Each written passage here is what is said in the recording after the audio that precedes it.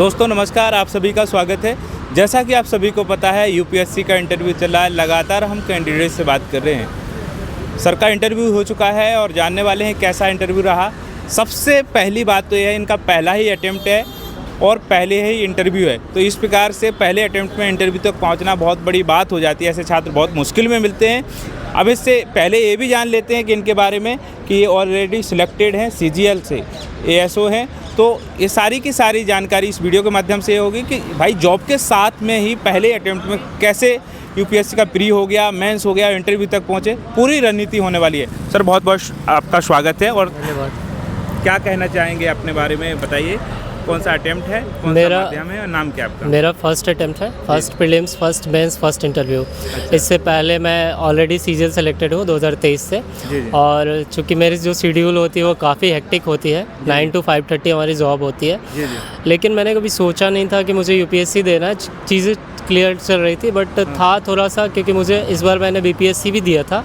तो BPSC prelims भी मैं क्लियर कर चुका हूँ। इस बार मेंस लिखूंगा अप्रैल में। अच्छा। 25 से 30 अप्रैल। अच्छा। इसी के साथ साथ जो मैं दिल्ली आया, तो दिल्ली में हमारे जो रूम पार्टनर हैं वो सिविल सर्विस की तैयारी करते हैं। वो केजीएस से पढ़ रहे हैं। तो उन्होंने वो जब पढ़ते रहते थे तो मेरे अंदर भी था एक कि मुझे भी देना है, बट ये नहीं सोचा था कि इसी बार देना है। 2025 में मैंने फॉर्म भरी, बट मुझे चीज़ें क्लियर नहीं थी। मुझे यहाँ तक बता दूँ कि सीजीएल का सिलेबस बिल्कुल डिफरेंट होता है। वहाँ मैथ, रीजनिंग, इंग्लिश है, और यहाँ पे जो सिलेबस होता है वो काफ़ी कॉम्प्रिहेंसिव होता है। तो मैंने सिर्फ हिस्ट्रीज ज़्यादा लगाया। मैं अगर बताऊँ तो चूँकि मैं सीडीएस और एनडीए भी दे चुका हूँ, लेकिन अनफॉर्चुनेटली मेरे फ्लैट फुट है, जिसके कारण मेरी जॉब नहीं हुई थी। अच्छा। मैंने बहुत सारे एसएसबी भी दिया हो, एफकैट दिया हो, सीडीएस दिया हो, एनडीए दिया हो। मतलब बचपन से था कि डिफेंस बैकग्राउंड में ही जाना है। फैमिली में मामा जी के लड़के और भी 2 लोग हैं जो डिफेंस में हैं, तो शुरू से मूवमेंट था कि डिफेंस की तरफ जाओ।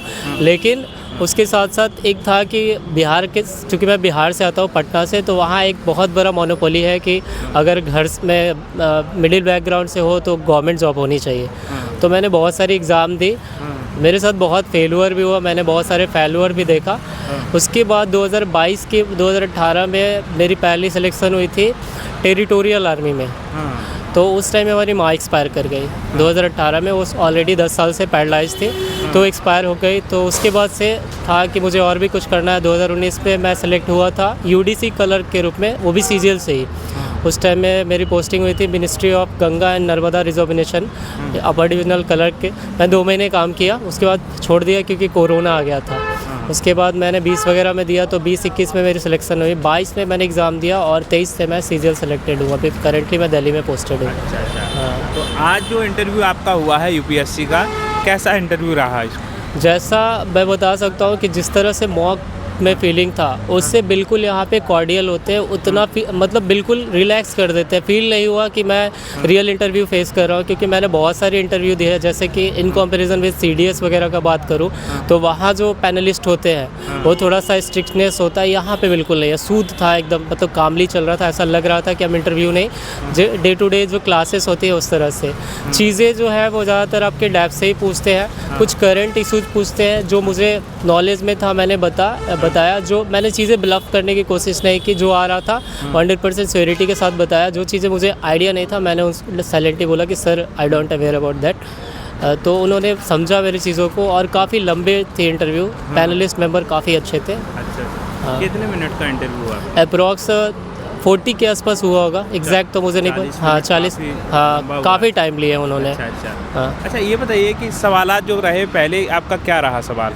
शुरुआत में तो वो इंट्रोडक्शन होता है, उसके बाद देन आफ्टर वो कुछ क्वेश्चन ट्रिकी था, जिसमें वो पूछ रहे थे कि आप इतने अच्छे जॉब में हो, उसके बावजूद भी आप यूपीएससी में क्यों आना चाहते हो। वो थोड़ा सा ट्रिकी दे रहे थे, बट उसको मैंने पॉजिटिव में रखा कि जो मैं काम करता हूँ वहाँ जनरली जो काम है वो फाइल डीलिंग का काम है, बट यहाँ पब्लिक डीलिंग होगा, और पब्लिक के वेलफेयर के लिए ग्रास रूट लेवल से मैं सोच सकता हूँ। डिफेंस में रहते हो या फिर ऐसे एएसओ के पद पे रहते हो, सिर्फ और सिर्फ मुझे पेपर वर्किंग है, और यहाँ पे पेपर के अलावा मुझे लोगों से मिलने का मौका मिलेगा, चीज़ें क्लियर करने का मौका मिलेगा, और किस तरह से उनके साथ रह करके उनकी समस्याओं को समझ सकता हूँ। क्योंकि मैं खुद ही बहुत लोअर फैमिली से आता हूँ, तो मैं समझता हूँ कि किस तरह के मतलब दिक्कत लोग सामना करते हैं, तो उसको कैसे टैकल कर सकते हैं। और ब्यूरोक्रेसी में आईएएस बनने के बाद वो आपको एक अपॉर्चुनिटी देता है जहाँ पे आप चीज़ों को आसानी से क्लियर कर सकते हैं। अच्छा, आपने अभी बोला है कि ऐसे परिवार से आते हैं जिनने गरीबी देखी है, मध्यम वर्ग परिवार से, लोअर परिवार से बता रहे हैं। कहाँ से बिलोंग करते हैं? बिहार से आप करते हैं, तो माता पिता के बारे में बताना चाहेंगे? मेरी माता के बारे में बता दूं कि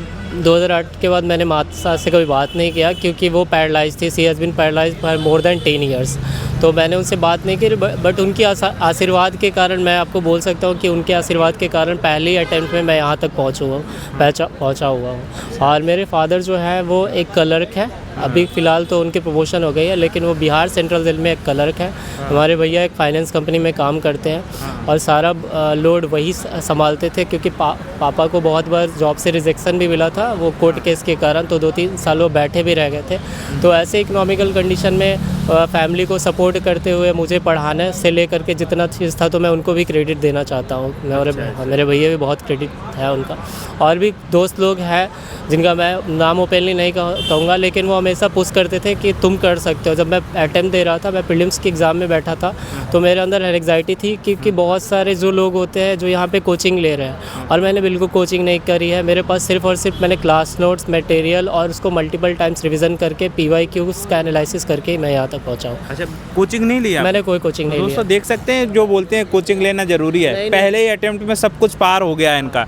अच्छा, कोचिंग मेरे हिसाब से coaching is just waste of time, क्योंकि वो चीज़ें पढ़ाते कम है और आपको ना रियल माहौल से दूर कर देते हैं। अगर आप कोई अच्छा मतलब मोटिवेटर मिल गया या फिर कोई अच्छा व्यक्ति है जो सिलेक्टेड है, तो उससे गाइडलाइन ले लो, प्रॉपर किताबें का चयन करो, वो चीज़ें आपको ईजिली हो जाती है। अच्छा, प्री के लिए क्या रणनीति थी आपकी? मेरा जनरली प्रीलिम्स के लिए मैंने PYQ देखा था, और PYQ के साथ साथ मैंने मॉक्स बहुत लगाए हैं, क्योंकि ज़्यादा सिलेबस का आइडिया नहीं था मुझे। मैंने जो भी चीज़ें सीखी है मॉक्स से सीखी है, और साथ ही साथ मैंने PT 365 का बहुत यूज़ किया है। मेरे पास इतना टाइम नहीं बच पाता था कि मैं पेपर पढ़ सकूं और उससे इन्फॉर्मेशन को सेग्रीगेट कर सकूं, तो मैंने लास्ट में मंथली मैगज़ीन पढ़ता था, और उसके हर एक चीज़ को ना खुद को कन्विंस करने, बहुत सारी चीज़ें होती है कि और मेरा एक था कि मैं ज़्यादा लाइब्रेरी में नहीं पढ़ा हूँ। मैं खुद को आइसोलेट करके पढ़ना ज़्यादा सही समझता हूँ, कि आइसोलेशन में क्या होता है कि जब आप खुद को पढ़ते हैं तो वो चीज़ें समझ में आती है कि आपको क्या नहीं समझ में आ रहा है। और मेरा आदत है कि मैं थोड़ा प्रोनाउंस करके पढ़ता हूँ, खुद को समझाता हूँ कि अच्छा ये कंडीशन है, फिर उसको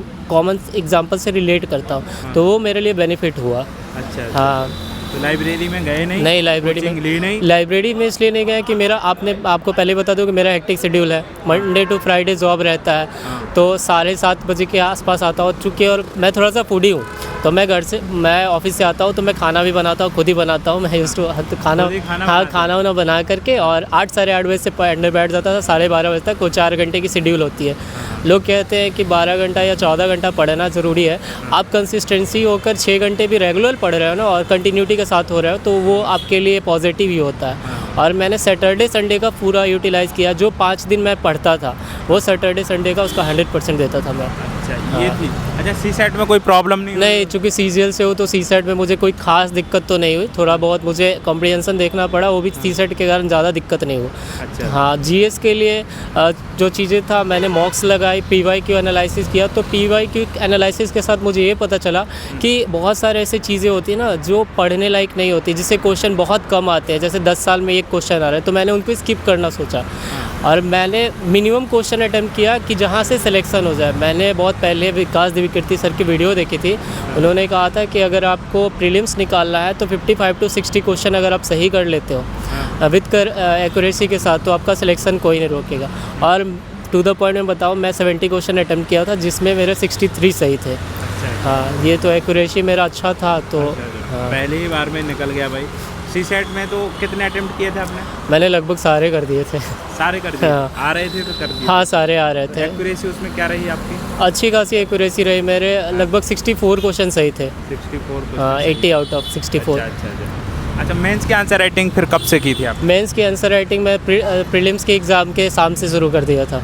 पहले नहीं किया आपने? नहीं, पहले कुछ भी नहीं, क्योंकि पहले मेरे पास टाइम नहीं था, मुझे आइडिया नहीं था, मुझे ये तक पता नहीं था कि जीएस पेपर 1 में क्या पढ़ना होता है, 2 में क्या पढ़ना होता है, 3 में क्या पढ़ना होता है। कमाल कर दिया भाई। हाँ, मैंने पीवाईक्यू उठाई था, उसके लिए मैंने पीवाईक्यू उठाई थी अरिहंत पब्लिकेशन की। हाँ। और मैंने पहली बार में, चूँकि मेरा स्ट्रेटजी आपको बाकियों कैंडिडेट से बिल्कुल डिफरेंट लगेगा, मैंने पूरा पीवाईक्यू उठाया और फर्स्ट अटेम्प्ट में मुझे जो समझ में आया मैंने लिखा, फिर मैं सेग्रीगेट किया कि अच्छा ये इस टॉपिक से है, फिर मैं पार्टिकुलर उसके लिए नोट्स बनाते चला गया। और मैंने एआई का भी इस्तेमाल किया, जो डेल्वो एआई असिस्टेंट होता है, तो उस पर मैं आंसर डालता था, तो वो 10 नंबर के क्वेश्चन में 5 नंबर 4 नंबर भेजते थे और उसके बाद इवेलुएट करते थे कि आप कहाँ पे गलत कर रहे हो या क्या चीज़ आप इम्प्रूव कर सकते हो। तो उस इम्प्रूवमेंट के साथ मेरे मार्क्स बढ़ते चले गए और मैं 4 या 5 टेस्ट सीरीज लगाया हूँ, जिसमें PW वनली IAS के थे, विजन IAS के थे, बाजीरामन रवि के थे, दृष्टि के थे और एक सुब्रा रंजन का था। तो सुब्रा रंजन का मैं क्लास नोट से ही भी पढ़ा हूँ, उससे का भी मैंने नोट्स ये नहीं लिया है, क्लासेस किसी का नहीं लिया है। जो टॉपिक मुझे यहाँ तक कि जो कोर्सेज से या क्लास नोट से समझ में नहीं आता था, मैं यूट्यूब से सर्च करता था, क्योंकि यूट्यूब में इतने रिसोर्सेज पड़े हुए हैं ना कि वो आप देख करके भी चीज़ों को क्लियर कर सकते हैं। तो मेरे लिए कोचिंग करना पॉसिबल नहीं है, क्योंकि मेरी शेड्यूल ही हेक्टिक है, नहीं तो मैं ज़रूर करता कोचिंग। ऑप्शनल आपका क्या है? PSIR रहा। अच्छा, तो इसको ऑप्शनल को भी आपने कब लिया था?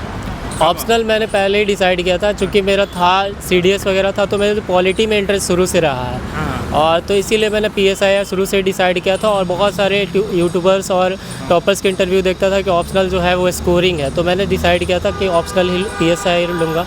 तो फर्स्ट 2 रीडिंग में मुझे चीज़ें इंटरेस्टिंग लगती चली गई और मैंने क्लास नोट्स को मल्टीपल टाइम्स पढ़ा। फिर शुरुआत में मेरे ऑप्शनल में भी 250 में बहुत कम मार्क्स आते थे, मैं कहूँ तो 60-65 मार्क्स आते थे, जो बहुत ज़्यादा लो होता है। लेकिन धीरे धीरे मैंने उन चीज़ों से सीखा, उसको पॉजिटिव वे में ले गया और उसको अपने आप में इम्प्रूव करते चला गया और धीरे धीरे मार्क्स जो है मेरे बढ़ने लगे। अच्छा, तो आंसर राइटिंग आपने कितने महीने की है? मैंने लगभग 2-2.5 महीने किया होगा आंसर। 2-2.5 महीने हाँ। की? शुरुआत में नहीं? शुरुआत में मैंने कुछ नहीं किया, प्री पर फोकस? हाँ, प्री पे फोकस किया था और प्रीलिम्स के लिए भी जो ऑफिस से टाइम बचता था उसी टाइम में टेस्ट सीरीज ही लगाता था। अच्छा, तो प्री के लिए आप कब से तैयारी में थे?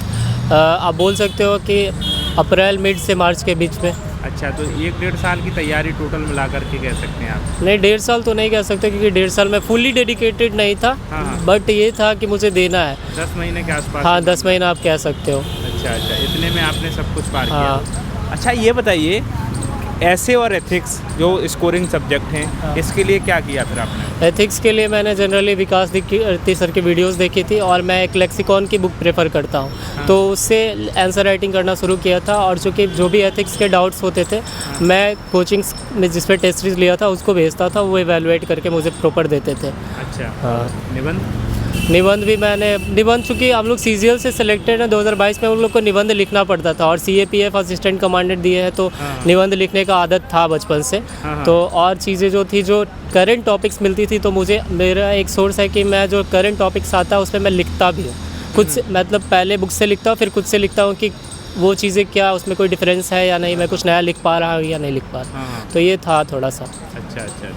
अच्छा, तो आप करंट अफेयर्स के लिए केवल मैगजीन पढ़ रहे थे? करंट अफेयर के लिए मैंने सिर्फ और सिर्फ विजन IAS की मंथली कंपाइलेशन PT 365 और मेंस 365 ही करी, उसके अलावा मैंने कुछ भी नहीं पढ़ा। नहीं, पेपर नहीं पढ़ा। अच्छा, पेपर नहीं, केवल वही पढ़ा है? नहीं है कि पेपर पढ़ना बहुत ज़रूरी हो जाता है, क्योंकि पेपर का compilation day to day news में भी मिल जाता है, जैसे स्टडी IQ के चैनल पे भी आपको पेपर मिल जाता है, जो चीज़ें काम की है वो वहाँ से आप ले सकते हो, जो आपको फालतू लग रहा हो, क्योंकि पेपर में बहुत सारे ऐसे चीज़ होते हैं, ब्रॉड होते हैं कि वो पढ़ने वाली नहीं होती है, आप सेग्रीगेट नहीं कर पाते। और चूँकि मैं पहली बार दे रहा था, तो मुझे उतना आइडिया नहीं था कि क्या पढ़ना है, नहीं पेपर में छोड़ना है, तो मैंने वो उससे ही किया। अच्छा, NCERT मैंने की थी, मैं पहले ही बता दिया कि मैं CDS और NDA के लिए किया था, तो मैं NCERT पढ़ता था, रेगुलर बेसिस पे NCERT पढ़ा हूँ। NCERT ने हेल्प बहुत ज़्यादा हेल्प की है, NCERT काफ़ी हेल्पफुल रहती है। लोग कहते हैं कि NCERT स्टैंडर्ड बुक मैंने 2 ही 3 फॉलो किया हो गया, जैसे एक लक्ष्मीकांत हो गई थी और मेंस के टाइम में DD वासु लिया था मैंने, बाकी जो है NCERT पे ही ज़्यादा फोकस किया था।